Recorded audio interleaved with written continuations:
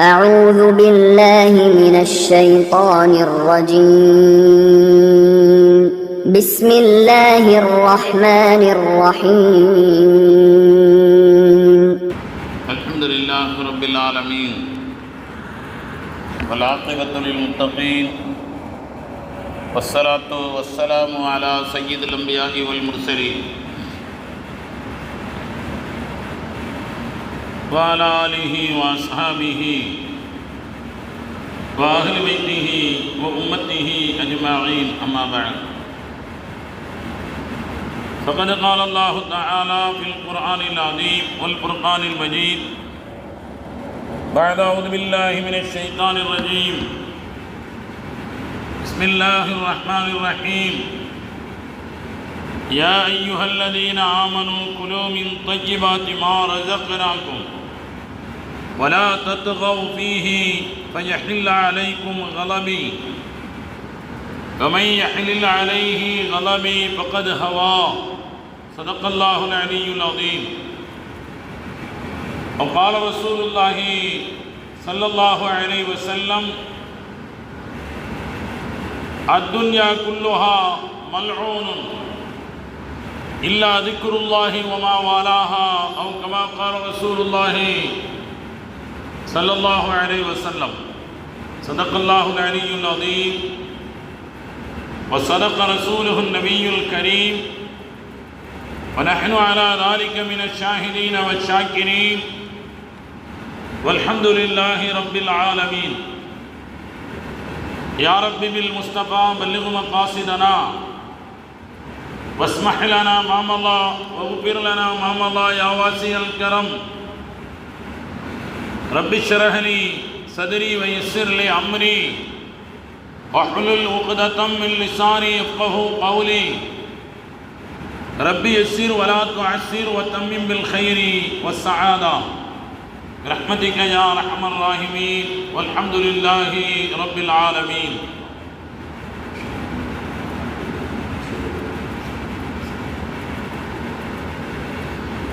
புகழ் அனைத்தும் அல்லாஹ் ஒருவனுக்கு சொந்தம். சலாத்தும் சலாமும் ஷபீஉல் முஸ்லிமீன் ரசூல் அக்ரம் முஹம்மது முஸ்தபா ரசூலுல்லாஹி ஸல்லல்லாஹு அலைஹி வஸல்லம் அவர்களின் மீதும் அவர்களின் வழி நின்ற உத்தம சத்திய சஹாபா செம்மல்கள், தாபிஈன்கள், தபஅ தாபிஈன்கள், ஷுஹதாக்கள், சாலிஹீன்கள், உலமாக்கள், முன்னோர்கள், நல்லவர்கள் நம் அனைவரின் மீதும் அல்லாஹுவின் அருளும் கிருபையும் என்றென்றும் எப்பொழுதும் குறைவின்றி நிறைவாகட்டுமாக. ஆமீன் ஆமீன். கண்ணியத்திற்குரிய பெரியோர்களே, சகோதரர்களே, ஜமாத்தார்களே, உங்கள் அனைவருக்கும் என் அன்பார்ந்த அஸ்ஸலாமு அலைக்கும் வரஹ்மத்துல்லாஹி தஆலா வ பரக்காத்துஹு.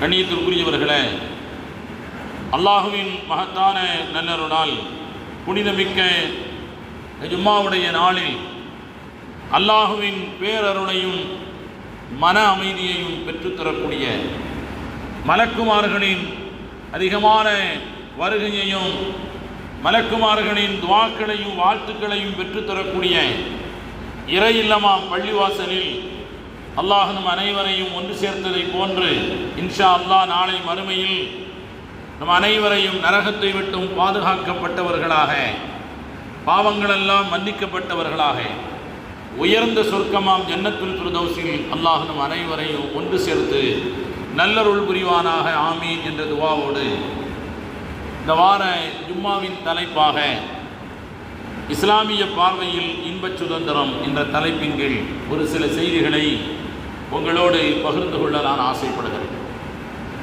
கண்ணியத்திற்குரியவர்களே, நம்முடைய மிகவும் பிரியத்திற்குரிய இந்திய நாடு தன்னுடைய 80வது சுதந்திர தினத்தை கொண்டாடுவதற்கு தயாராகி கொண்டிருக்கிறது.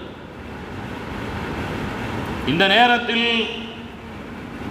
தேசத்தின் இந்த சுதந்திரத்திற்காக வேண்டி இந்த நாட்டில் வாழக்கூடிய ஒவ்வொரு மக்களும் மதம், இனம், மொழி, வேற்றுமை, கலாச்சாரம் எந்த வேறுபாடுகளும் இல்லாமல் இந்த சுதந்திரத்திற்காக வேண்டி பாடுபட்டுத்தான் இந்த சுதந்திரத்தை அவர்கள் பெற்றிருக்கிறார்கள்.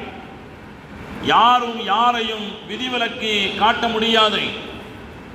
குறிப்பாக இஸ்லாமியர்கள் அவர்கள் இந்த நாட்டின் சுதந்திரத்திற்காக வேண்டி அவர்களுடைய எண்ணிக்கையை விட சதவீதத்தை விட அதிகமாக தங்களுடைய உயிரையும் உடைமைகளையும் பொருளாதாரத்தையும் எல்லாவற்றையும் அவர்கள் தியாகம் செய்து இந்த நாட்டினுடைய சுதந்திர போரில் அவர்கள் முன்வரிசையில் இடம் பிடித்திருக்கிறார்கள் என்பதை நியாயமான வரலாற்று ஆசிரியர்கள் தங்களுடைய வரலாற்று ஆவணங்களிலே அவர்கள் பதிவு செய்து வைத்திருக்கிறார்கள்.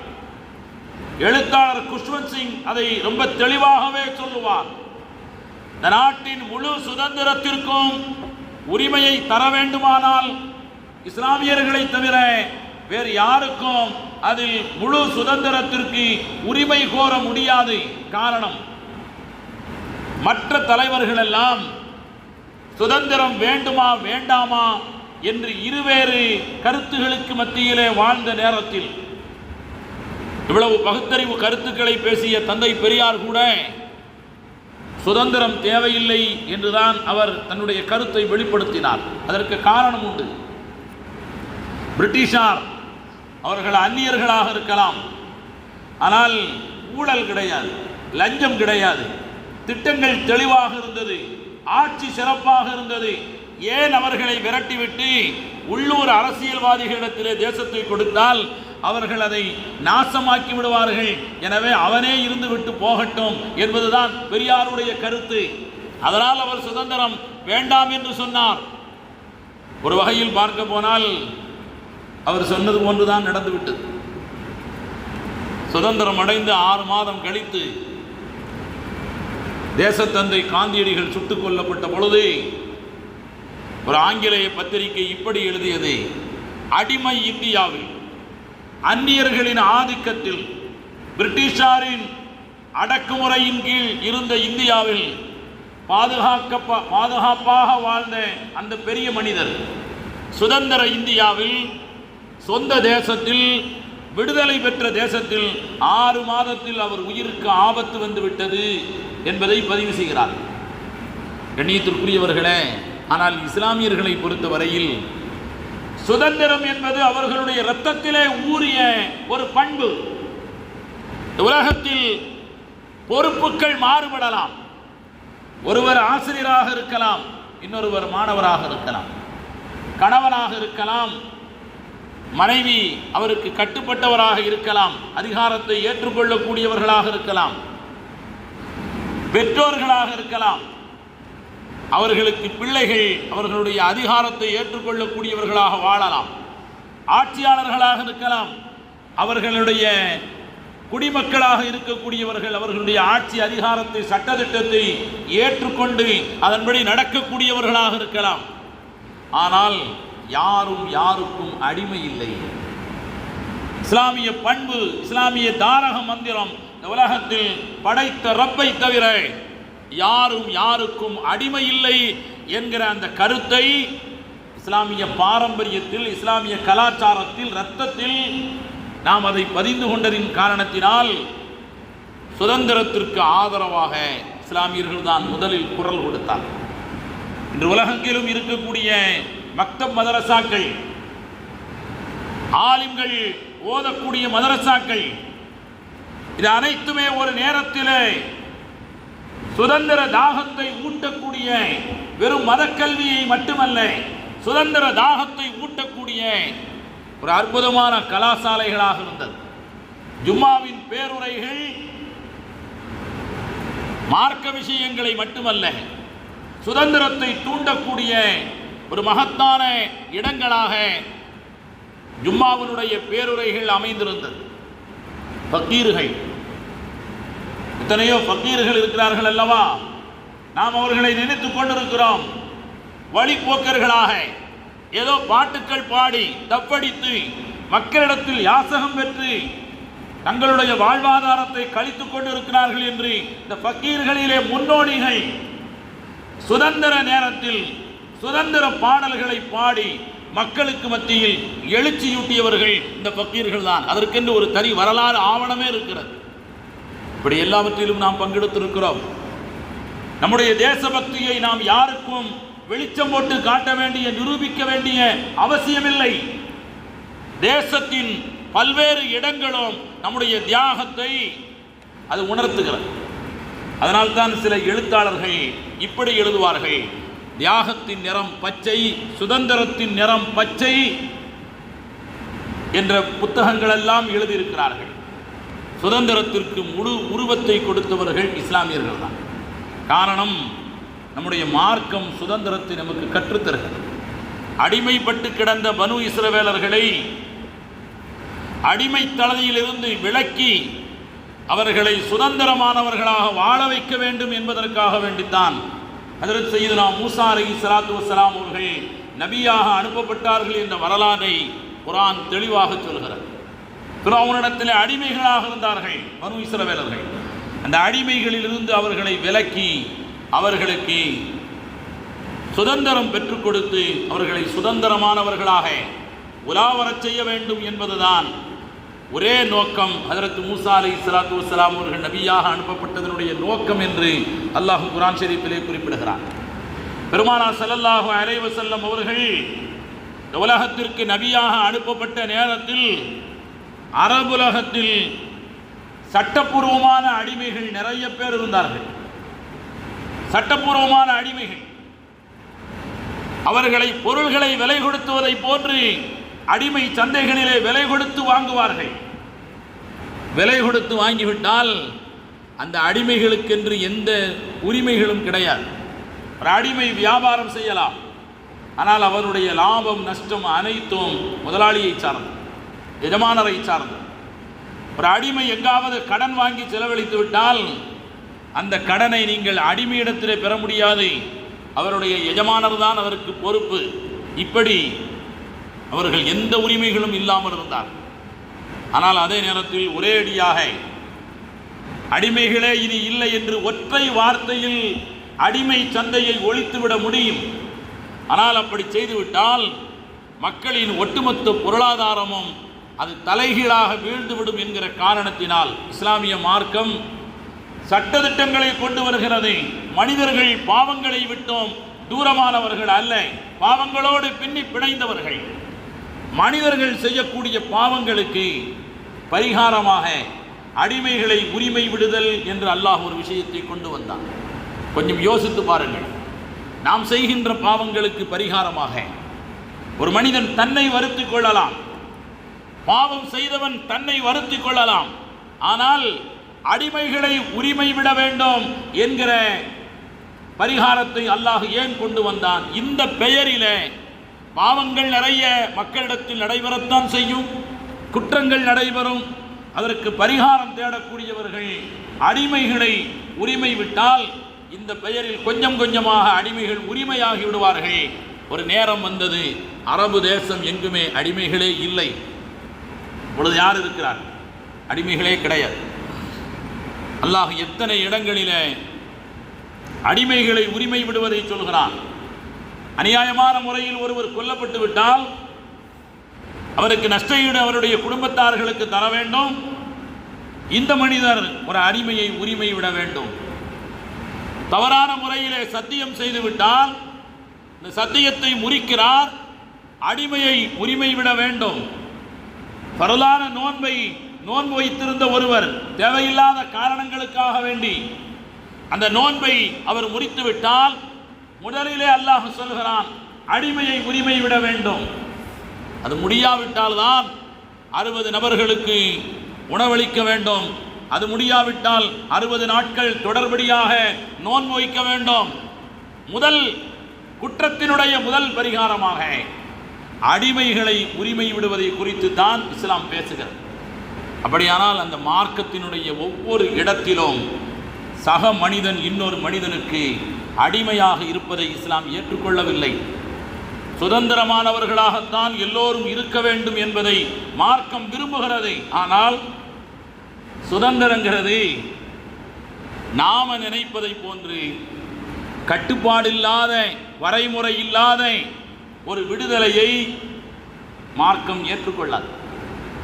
என்ன நினைத்தாலும் செஞ்சுக்கலாம், எப்படி வேண்டுமானாலும் வாழ்ந்து கொள்ளலாம், யார் யாருடனும் வேண்டுமானாலும் வாழ்ந்து கொள்ளலாம், எதை வேண்டுமானாலும் சாப்பிடலாம், எப்படி வேண்டுமானாலும் வியாபாரம் செய்து கொள்ளலாம், எப்படி வேண்டுமானாலும் பேசிக்கொள்ளலாம். இந்த காட்டுத்தனமான வரைமுறையற்ற இதற்கு இஸ்லாம் ஒரு பொழுதும் அங்கீகரிக்காது. இஸ்லாம் சுதந்திரத்தை தருகின்ற அதே வேளையில் ஒவ்வொரு துறையிலும் மார்க்கம் கட்டுப்பாடுகளை விதிக்கிறது. ஒரு மனிதன் அல்லாஹ்வுடைய ரிஸ்க் எதை வேண்டுமானாலும் சாப்பிடலாம், அல்லாஹ் தடை விதிக்கவில்லை. ஒருவர் சைவமாக சாப்பிடுகிறார், அவர் விருப்பம். ஒருவர் அசைவமாக சாப்பிடுகிறார், அது அவர் விருப்பம். அவருடைய உடலுக்கு மனதிற்கு ஏற்றவாறு எதை சாப்பிடுகிறாரோ அது அவர் விருப்பம். யாரும் யாரையும் வற்புறுத்த முடியாது. ஆனால் வரம்பு மீறிவிடக்கூடாது. அல்லாஹ் ரொம்ப தெளிவாக சொல்கிறான், குலு மின் தய்யிபாத்தி மா ரஸக்னா, நாம் உங்களுக்கு ரிஸ்காக வழங்கியவற்றில் எதை வேண்டுமானாலும் நீங்கள் சாப்பிடுங்கள். வலா தத்கவ், வரம்பு மீறிவிட வேண்டாம். ஃபயஹில்ல அலைக்கும் கலபி, வரம்பு மீறக்கூடியவர்களின் மீது என்னுடைய கோபம் இறங்கும். வமை யஹ்லில் அலைஹி கலபி ஃபகத் ஹவா, யாரின் மீது என் கோபம் இறங்கிவிட்டதோ அவர் இறைவனை விட்டும் வெகு தூரம் வழிதவறி சென்று விட்டார், மனம் போன போக்கிலே போய்விட்டார், என்னை விட்டு விலகி போய்விட்டார் என்று அல்லாஹ் குர்ஆன் ஷரீஃபிலே குறிப்பிடுகிறார். ஒரு முஸ்லிம், ஒரு மூமின் என்ன வேண்டுமானாலும் சாப்பிடலாம். மார்க்கம் அனுமதித்திருக்கின்ற ஹலாலாக இருக்கின்ற எந்த உணவை வேண்டுமானாலும் சாப்பிடலாம். ஹராமான விஷயங்கள் எது என்பதையும் அல்லாஹ் பட்டியலிட்டு விட்டான். ஹலால் ஹராம் விஷயத்திலே மார்க்கம் சுதந்திரம் வழங்கியிருக்கிறது.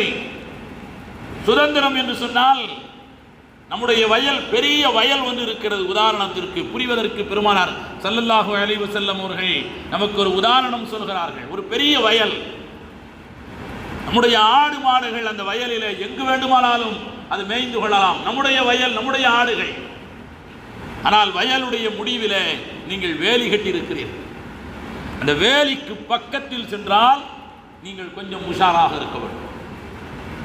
வேலி வரைக்கும் போகலாம், வேலிக்கு பக்கத்தில் போகின்ற பொழுது நீங்கள் கொஞ்சம் உஷாராக இருக்க வேண்டும். காரணம், நீங்கள் அசந்திருக்கின்ற, கவனக்குறைவாக இருக்கின்ற ஒரு சில நொடிகளில் உங்களுடைய ஆடுகள் வேலி தாண்டி அடுத்தவருடைய வயலிலே அது உள்ளே புகுந்து விடலாம். இதுவரை அனுமதிக்கப்பட்ட சுதந்திரம் இப்பொழுது கட்டுப்பாடு, அது ஹராமாக ஆகி. பெருமானார் ஸல்லல்லாஹு அலைஹி வஸல்லம் அவர்கள் சொன்னார்கள், அப்படி அந்த வேலிகள் தான் உங்களை தடுக்கக்கூடிய அல்லாஹ்வுடைய ஆயத்துகளும் அருமை நாயகம் ரசூலுல்லாஹி ஸல்லல்லாஹு அலைஹி வஸல்லம் அவர்களுடைய வழிமுறைகளும் என்று அருமை நாயகம் ரசூலுல்லாஹி ஸல்லல்லாஹு அலைஹி வஸல்லம் நமக்கு கற்றுத்தருகிறார். ஒரு இடத்தில் ஒரு சஹாபியினுடைய வீட்டிற்கு பெருமானார் ஸல்லல்லாஹு அலைஹி வஸல்லம் அவர்கள் இரவு நேரத்திலே சென்றார்கள்.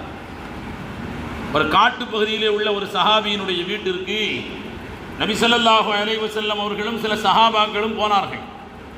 இரவு நேரம் அவர் ஒரு உடும்பை பிடித்து வந்து அதை சமைத்து வைத்திருக்கிறார்.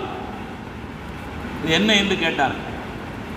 இது உடும்பு என்று அந்த சஹாபி பதில் சொல்கிறார். பெருமானார் ஸல்லல்லாஹு அலைஹி வஸல்லம் எனக்கு வேண்டாம் என்று சொன்னார்.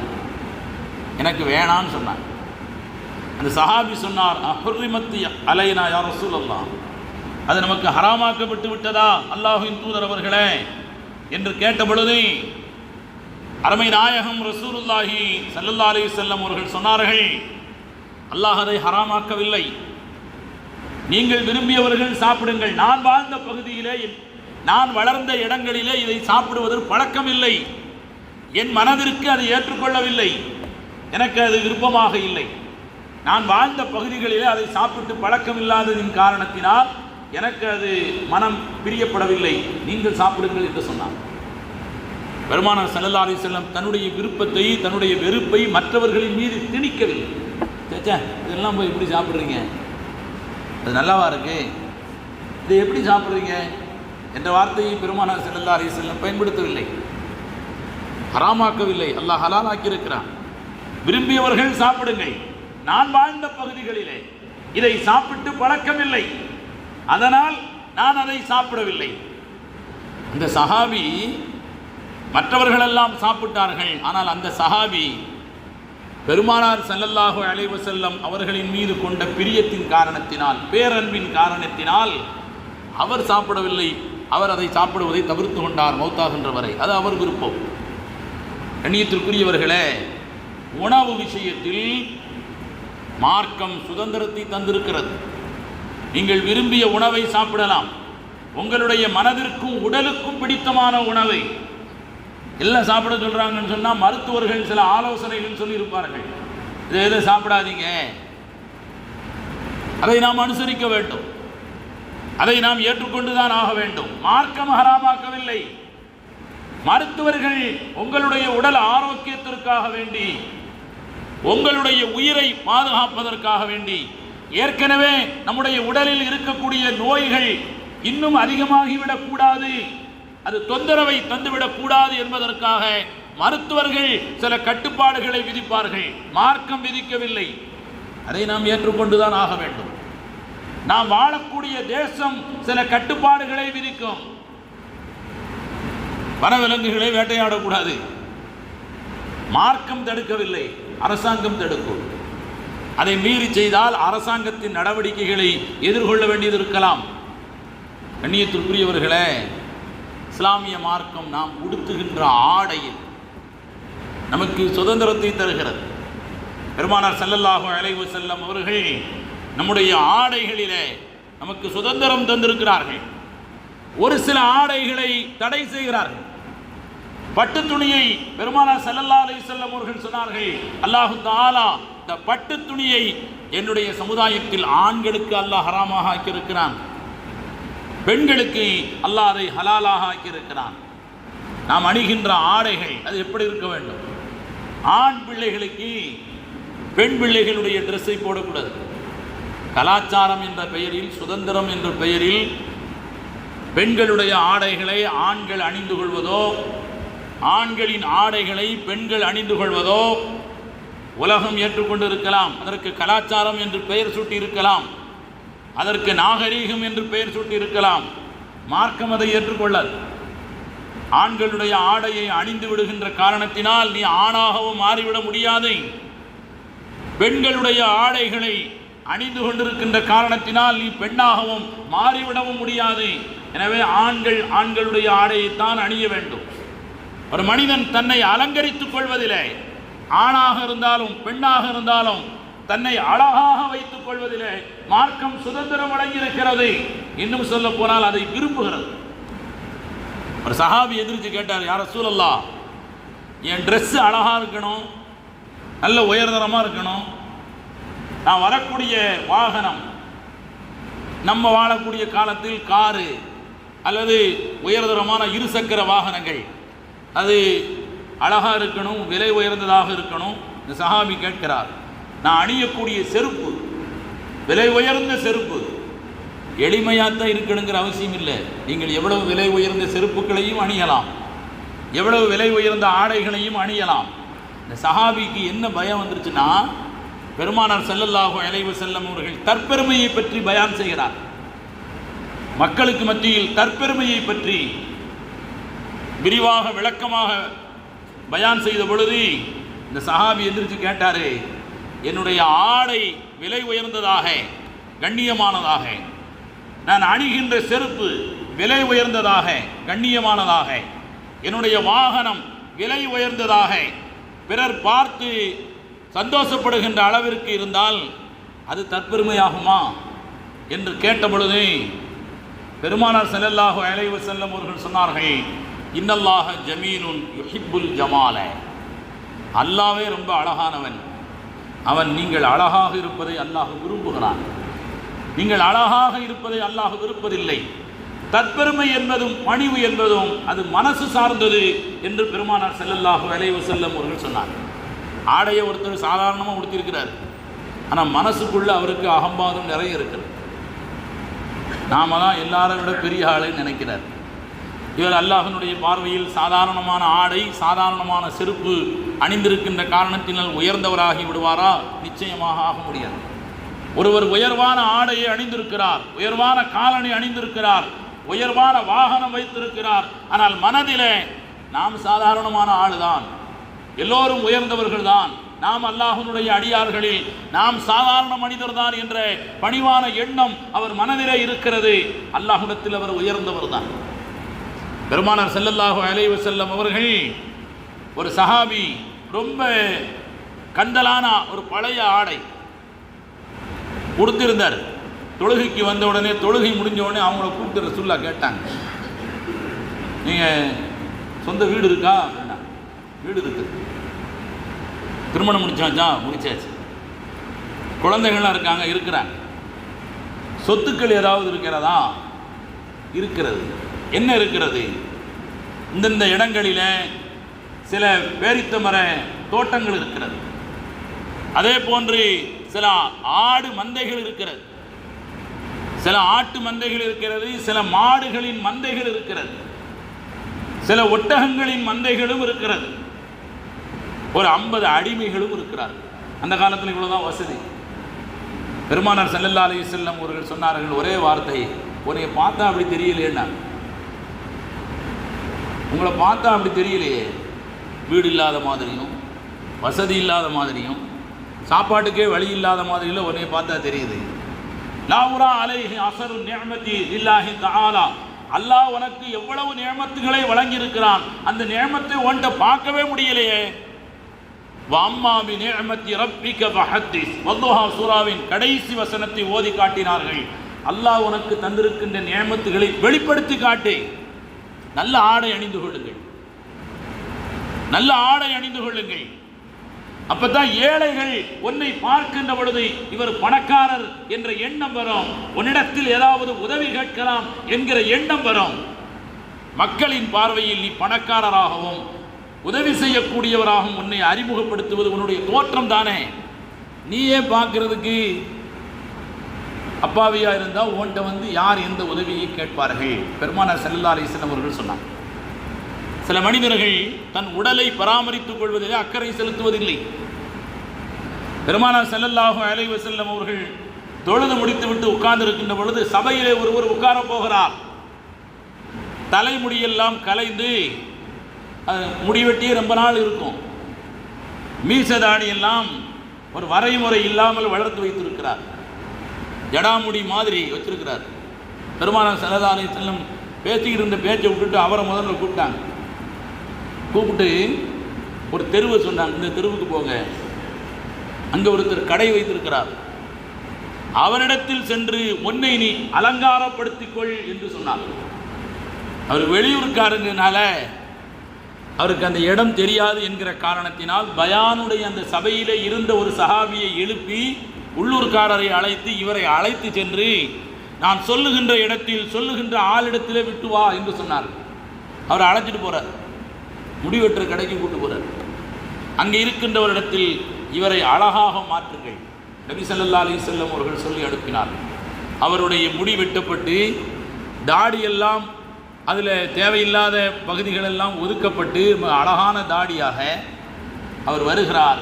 பெருமானார் ஸல்லல்லாஹு அலைஹி வஸல்லம் அவர் மீண்டும் சபைக்கு வருகின்ற பொழுது ஆதா அஹ்ஸனு மிம்மா குன்த கப்ல், இது எவ்வளோ அழகாக இருக்கு, இதுக்கு முன்னாடி இருந்த தோற்றத்தை விட இது எவ்வளவு அழகாக இருக்கிறது என்று சொன்னார்கள். ஒரு மனிதன் தன்னுடைய வெளிப்புற தோற்றத்தை அழகுபடுத்திக் கொள்வதற்கு மார்க்கம் அங்கீகாரம் தருகிறது, சுதந்திரம் தருகிறது. கண்ணாடியை பார்க்கின்ற பொழுது பெருமானார் ஸல்லல்லாஹு அலைஹி வஸல்லம் அவர்கள் கலைந்திருக்கின்ற தன் தலைமுடிகளை சரி செய்திருக்கிறார்கள். கண்ணாடி இல்லைன்னு சொன்னால் தண்ணீரை பார்த்து சரி செய்வார்கள். தன் முகத்திலே கலைந்திருக்கக்கூடிய பெருமானார் ஸல்லல்லாஹு அலைஹி வஸல்லம் தன்னுடைய முடிகளை சரி செய்து கொள்வார்கள். ஆனால் அதே நேரத்தில் அல்லாஹ்வை நினைத்து பார்த்து துவா செய்வார்கள். அழகான உருவத்தை கொடுத்த இறைவா, என் குணத்தையும் நீ அழகாக்கிடுவாயா, என் புறத்தை அழகாக ஆக்கிய இறைவா, என் அகத்தையும் நீ அழகாக்குவாயாக. அல்லாஹும்ம ஹஸ்ஸின் ஹுலுகி கமா ஹஸ்ஸன்த ஹல்கி. ஒவ்வொரு வீட்டு கண்ணாடியிலையும் இந்த நிலை கண்ணாடி நம்ம வச்சுருக்கோமா இல்லையா, ட்ரெஸ்ஸிங் ரூமில் இந்த துவா ஸ்டிக்கராகவே விற்கிறாங்க, அதை வாங்கி அதில் ஒட்டணும். கண்ணாடியை பார்க்கின்ற பொழுதும் இறைவனின் ஞாபகம் நமக்கு வர வேண்டும். அல்லாஹ் எவ்வளவு வளமான வாழ்க்கையை தந்திருக்கிறான். இந்த கண்ணாடியில் நம்மை நாம் அலங்கரித்து கொண்டு பார்க்கின்ற பொழுது இந்த துவாவை ஓதக்கூடிய அந்த வளமையை வீட்டில் உள்ள அனைவருக்கும் கொண்டு வர வேண்டும். அல்லாஹும்ம ஹஸ்ஸின் குலுக்கி கமா ஹஸ்ஸன்த ஹல்கி. இறைவா, என் வெளிப்புற தோற்றத்தை நீ அழகாக்கியதை போன்று என் அந்தரங்கத்தையும் என் குணத்தையும் நீ அழகாக்குவாயாக என்று அல்லாஹ்விடத்தில் நாம் துவா செய்யணும். வெளியில் அழகாக இருந்து பிரயோஜனம் இல்லை. அந்தரங்கம், நம்முடைய குணம், நம்முடைய மனம், நம்முடைய எண்ணங்கள் அது அழகானதாக இருக்க வேண்டும். மார்க்கம் வலியுறுத்துகிறது. கண்ணியத்திற்குரியவர்களே, இப்படி எல்லா விஷயங்களிலும் மார்க்கம் சுதந்திரம் வழங்கியிருக்கிறது. செலவு செய்வதில் எப்படி இருக்க வேண்டும்? சிலர் கஞ்சத்தனம் உடையவர்களாக இருப்பார்கள். சொந்தத்துக்கே செலவு செய்ய மாட்டார், அடுத்தவங்களுக்கு செலவு செய்யறதில்லை, அவருக்கே அவர் செலவு செய்ய மாட்டார். சிலர் அப்படி இருப்பார்கள். பெருமானார் ஸல்லல்லாஹு அலைஹி வஸல்லம் அவர்கள் கஞ்சத்தனத்தை விட்டும் அல்லாஹ்விடத்தில் பாதுகாப்பு தேடி இருக்கிறார். அல்லாஹும்ம இன்னி அஊது பிக்க மினல் ஹம்மி வல் ஹுஸுனி வ அஊது பிக்க மினல் அஜ்ஸி வல் கஸ்லி வ அஊது பிக்க மினல் ஜுப்னி வல் புக்லி. கஞ்சத்தனத்தை விட்டும் பாதுகாப்பு தேடி இருக்கிறார்கள். ஏன் அதை பாதுகாப்பு தேடினார்கள்? யோசித்து பாருங்கள். கஞ்சத்தனம் அவரையும் சரியாக வாழ வைக்காது, மற்றவர்களுக்கும் அவர் மூலமாக எந்த உதவியும் கிடைக்காதவரை தடுத்துவிடும். அவரால் அவருக்கும் பலன் இருக்காது, அவரை சார்ந்த உறவினர்கள், நண்பர்கள், ஏழைகள், சமூகத்திற்கு எந்த பாதுகாப்பும் இருக்காது, அதனால் எந்த பலனும் இருக்காது. அதனால் பெருமானார் ஸல்லல்லாஹு அலைஹி வஸல்லம் அவர்கள் கஞ்சத்தனத்தை விட்டு பாதுகாப்பு தேடுகிறார். இன்னும் சில பேர் அதுக்கு நேர் மாற்றம். அவர் கையில் பணமே நிற்காது. நீங்கள் அவர் காலையில் அவர் கையில் 1 லட்ச ரூபா கொடுத்தா ராத்திரி சைபராக இருப்பார். கேட்டால் அவர் ரொம்ப தாராளமாக செலவழிக்கக்கூடியவர். மார்க்கம் இந்த ரெண்டையுமே வெறுக்கிறது. மார்க்கம் இந்த ரெண்டையுமே வெறுக்கிறது. நடுநிலை பேண சொல்லி வலியுறுத்துகிறது. ஒரே வசனத்தில் அல்லாஹ் ரொம்ப அழகாக சொல்லுவான், வலா தபுசுத்து குல்லல் பஸ்தி ஃபதக்உத மலூமம் மஹ்சூரா வலா தஜ்அல் யதக மக்லூலத்தன் இலா உனுகிக வலா தபுசுத்துஹா குல்லல் பஸ்தி ஃபதக்உத மலூமம் மஹ்சூரா. இந்த ரெண்டையும் அல்லாஹ் கண்டிக்கிறான். கட்டுப்பாடு இல்லாத வகையில் என்னுடைய வருமானம், என்னுடைய பொருளாதாரம் நான் செலவழிக்கிறேன். நான் யாருக்கும் பதில் சொல்லணுங்கிற அவசியம் இல்லையே. என் இஷ்டத்துக்கு நான் செலவழிப்பேன். இந்த பொருள் என்னுடைய இஷ்டத்திற்கு நான் செலவழிப்பேன் என்கிற எண்ணம் வருவதற்கு இது ஏன் பொருளாதாரம் என்கிற எண்ணம் தான் அடிப்படை காரணம். மார்க்கம் அதை மறுக்கிறது. இது ஓம் பொருளாதாரம் அல்ல. உன்னை அல்லாஹ் பணத்திற்கு காவலனாக ஆக்கியிருக்கிறானே ஒழிய பணத்தை அல்லாஹ் உன்னிடத்திலே தந்திருக்கிறானே தவிர அது உன் பணம் அல்ல. அதனால் ரெண்டையுமே மார்க்கம் கண்டிக்கிறது. அல்லாஹ் ஒரே வசனத்தில் சொல்கிறான், வலா தஜ்அல் யதக மக்லூலத்தன் இலா உனுகிக. உங்களுடைய கையை செலவழிக்காமல் கழுத்தோடு இறுக்கி கட்டிக்கொள்ள வேண்டாம். செலவழிக்கவே மறுக்கிறார். அடுத்து சொல்கிறான், வலா தபுசுத்துஹா குல்லல் பஸ்த். ஒரே அடியாக எல்லாவற்றையும் நீங்கள் விரித்து விட வேண்டாம். எத்தனை மனிதர்களை நாம் பார்க்கிறோம், சர்வ சாதாரணமாக அவர்களுக்கு வசதி இருக்கின்ற பொழுது வரைமுறை இல்லாமல் செலவழித்தவர்கள். ஒரு நேரம் வரும், அவருடைய அத்தியாவசிய தேவைக்கே அவர் சிரமப்படுகின்ற சூழலை நாம் கண் முன்னால் பார்க்கிறோம். அல்லாஹ் சொல்லுகிறான், இந்த ரெண்டையுமே தவிர்க்கிறான். நல்லடியார்களின் பட்டியலை அல்லாஹ் சொல்லுகிற பொழுது அவர்கள் இபாதுர் ரஹ்மான், ரஹ்மானுக்கு உள்ள பிரத்யோகமான நல்லடியார்கள் எப்படி இருப்பார்கள் என்பதையெல்லாம் பட்டியலிட்டு கொண்டு வருகின்ற பொழுது ஒரு இடத்திலே அல்லாஹ் சொல்லுவான், வல்லதீன இதா அன்ஃபகு லம் யுஸ்ரிஃபு வலம் யக்துரு. அவர்கள் செலவழித்தால் வீண் விரயமும் செய்ய மாட்டார்கள், கஞ்சத்தனமும் செய்ய மாட்டார்கள். இந்த ரெண்டுக்கும் நடுவிலே கஞ்சனாகவும் இருந்துவிடக்கூடாது, வீண் விரயம் என்ற பட்டியலிலும் சேர்ந்து விடக்கூடாது. இந்த ரெண்டுக்கும் இடைப்பட்டவர்களாக அவர்கள் வாழுவார்கள் என்கிற கருத்தை அல்லாஹ் வலியுறுத்தி சொல்கிறான். கண்ணியத்திற்குரியவர்களே, இஸ்லாம் இப்படி ஒவ்வொரு விஷயத்திலும் உடுத்துகின்ற ஆடை, உண்ணுகின்ற உணவு, பேசுகின்ற பேச்சு, செலவழிக்கின்ற செலவு எல்லாவற்றிலும் நமக்கு சுதந்திரத்தை தந்திருக்கிறது. அதே நேரத்தில் நாம் தாண்டி செல்ல முடியாத சில வரையறைகளையும் அல்லாஹ் நமக்கு தந்திருக்கிறான். ஒரு இடத்தில் அல்லாஹ் இப்படி சொல்லுவான், தில்க ஹுதூதுல்லாஹ். இதெல்லாம் அல்லாஹ்வுடைய வரையறைகள், எல்லைகள். வமை யதஅத்த ஹுதூதல்லாஹ், அல்லாஹ்வினால் ஏற்படுத்தப்பட்ட எல்லைகளை யார் தாண்டி செல்கிறார்களோ அவர்கள் அநியாயக்காரர்கள் என்று அல்லாஹ் சொல்லுகிறான். அல்லாஹு தஆலா இந்த தேசத்திற்காக வேண்டும் பாடுபட்டவர்களில் முதல் இடத்திலே நாமெல்லாம் இருக்கிறோம் என்பதுதான் வரலாற்று உண்மை. அது இன்று மறைக்கப்படுகிறது, பாட புத்தகங்களிலிருந்து மறைக்கப்படுகிறது. புதிதாக வரக்கூடிய தலைமுறையினர்கள் இஸ்லாமியர்களை பற்றியோ இஸ்லாமியர்கள் இந்த நாட்டுக்கு செய்த தியாகங்களை பற்றியோ தெரிந்து கொள்ளக்கூடாது, அவர்களுக்கு மறக்கடிக்கப்பட வேண்டும் என்பதற்காக வேண்டி பாட புத்தகங்களிலிருந்து அதுவெல்லாம் நீக்கப்படுகிறது. ஆனால் ஒன்றை நாம் புரிந்து கொள்ள வேண்டும், வரலாறுகள் என்பது மண்மூடி அதை புதைக்க முடியாது, உண்மைகளை யாராலும் உறங்க வைக்க முடியாது. ஒரு காலம் வரும், மண்ணிலே புதைக்கப்பட்ட வரலாறு அது புதைக்கப்படவில்லை, விதைக்கப்பட்டிருக்கிறது என்று வரலாறு மீண்டும் சிலிர்த்து எழும்.